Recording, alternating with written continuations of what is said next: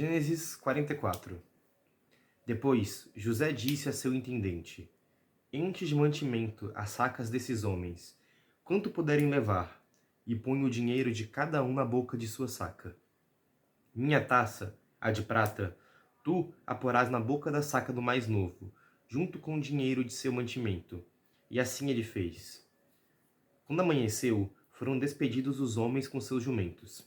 Eles tinham apenas saído da cidade e não iam longe, quando José disse a seu intendente: Levanta, corre atrás desses homens, alcança-os e dize-lhes: Por que pagastes o bem com o mal? Não é o que serve a meu senhor para beber e também para ler os presságios? Procedes mal no que fizeste. Ele os alcançou, pois, e lhes disse essas palavras. Mas eles responderam: Por que, meu senhor, falas assim? Longe de teus servos fazerem semelhante coisa. Vê, o dinheiro que tínhamos encontrado na boca de nossas sacas de trigo, tornamos a trazê-lo da terra de Canaã. Como teríamos nós roubado da casa de teu senhor prata ou ouro? Aquele de teus servos, com quem se encontrar o objeto, será morto, e nós mesmos nos tornaremos escravos de meu senhor. Ele retomou: Que seja como dissestes, aquele com quem se encontrar o objeto será meu escravo, e os demais estarei livres. Depressa, cada qual pôs no chão sua saca de trigo e a abriu. Ele os examinou, começando pelo mais velho e terminando pelo mais novo. E a taça foi encontrada na saca de Benjamim. Então eles rasgaram suas roupas, carregou cada qual o seu jumento e voltaram à cidade. Quando Judá e seus irmãos entraram na casa de José, este ainda estava ali, e estes prostraram-se por terra diante dele. José lhes perguntou: E que é isso que fizestes? Não sabias que um homem como eu sabe adivinhar? E Judá respondeu: Que diremos a meu senhor? Como falar e como justificar-nos? Foi Deus quem mostrou a falta de teus servos. Eis-no, pois, escravos de meu senhor, tanto nós quanto aquele nas mãos de quem se encontrou a taça. Mas ele retrucou: Longe de mim agir assim. O homem nas mãos de quem se encontrou a taça será meu escravo. Mas vós retornai em paz à casa de vosso pai. Então Judá, aproximando-se dele, disse: Rogo-te, meu senhor, permite que teu servo faça ouvir uma palavra aos ouvidos de meu senhor, sem que tua cólera se inflame contra teu servo, pois tu és como o próprio faraó. Meu senhor havia feito essa pergunta a seus servos: Tendes ainda pai ou um irmão? E respondemos a meu senhor: Nós temos o velho pai e um irmão mais novo, que lhe nasceu na velhice. Morreu o irmão deste.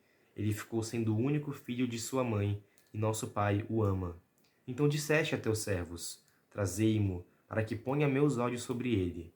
Nós respondemos a meu senhor: O menino não pode deixar seu pai. Se ele deixar seu pai, este morrerá.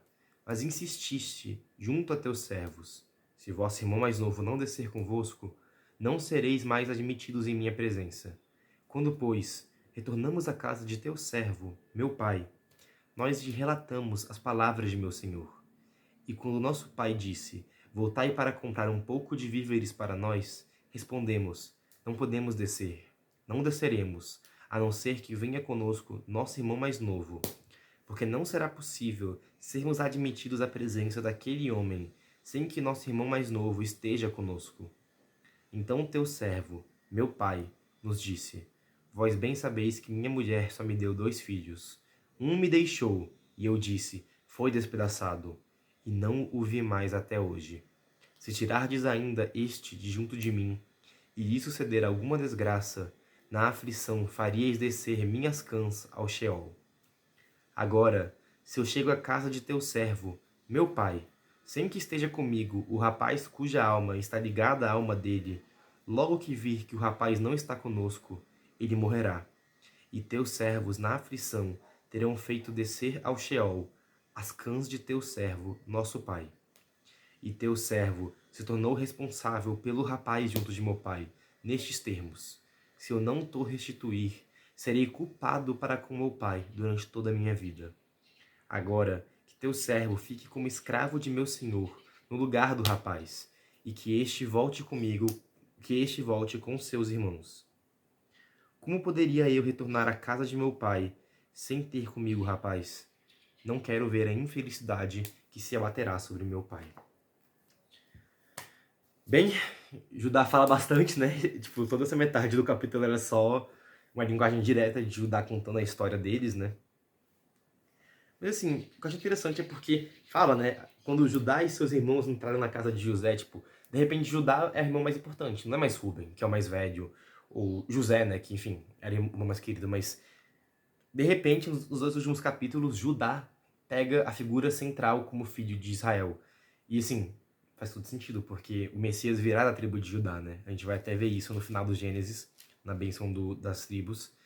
Mas você vê que ele começa a ter um espaço de destaque muito grande. Coisa que ele não tinha ali até o capítulo 42. Assim, bem pouco.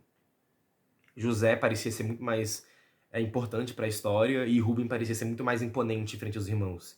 Apesar que também quando que passa a perna em Rubem, né? Judá passa a perna nele quando vem de José. Mas enfim, Judá é o garotão aqui. Mas eu achei interessante porque ele fala assim, né? Agora que teu servo fique como escravo de meu senhor no lugar do rapaz. Eu acho interessante que da tribo de Judá que virá o Messias, que vai morrer por nós, morrer por todos os filhos queridos de Deus. Peraí, eu me perdi na frase. Mas enfim, Jesus veio da tribo de Judá. Então Judá está agindo aqui como Jesus agiu. Ele, vendo como o pai ficaria triste de não poder ver seu filho amado de novo, ele fala, não, então que eu fique no lugar dele. Então assim, Judá está aqui fazendo uma premissa do sacrifício de Jesus. Eu achei isso muito massa. Tá, só um último ponto aqui que eu achei interessante. Como eles veem esse ato da taça ser encontrada em Benjamim como uma mostra de Deus contra eles, pelo pecado deles. Então, assim, que eles reconhecem que estão vivendo em pecado e veem, assim, as coisas ruins que estão acontecendo como consequência disso, como se fosse um sinal, assim, para eles, de que nós não estamos em paz.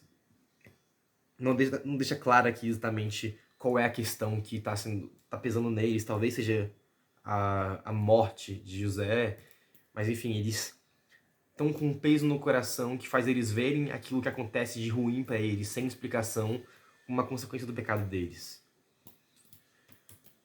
E eles vão errados, né? Porque logo daqui a pouco José vai se revelar e assim, tudo no final vai se encaixar, né? Assim, parece estranho que José ainda tá nesse joguinho, né? De querer fingir que não conhece eles e faz toda essa jogatina aí com Benjamin. Não sei, me parece estranho, assim, qual que era exatamente o objetivo de José. Afinal, ele já meteu a vingança dele na primeira vez que eles vieram. E pra mim não ficou tão claro, assim, qual que era as reais intenções de José. Eu acho que talvez ele não tinha pensado ainda em um bom jeito pra ele ver o pai dele de volta, né? Pode ser isso, assim, Acho que ele deixar Benjamin com ele foi o que ele pensou que faria ele feliz, né? De estar com Benjamin. E seria um jeito de convencer Israel ou Jacó a vir pro Egito, porque não ficaria lá sem Benjamin. Enfim, mas no final tudo vai dar certo. Ele vai se revelar e vai usar isso pra convencer os irmãos a trazerem o pai.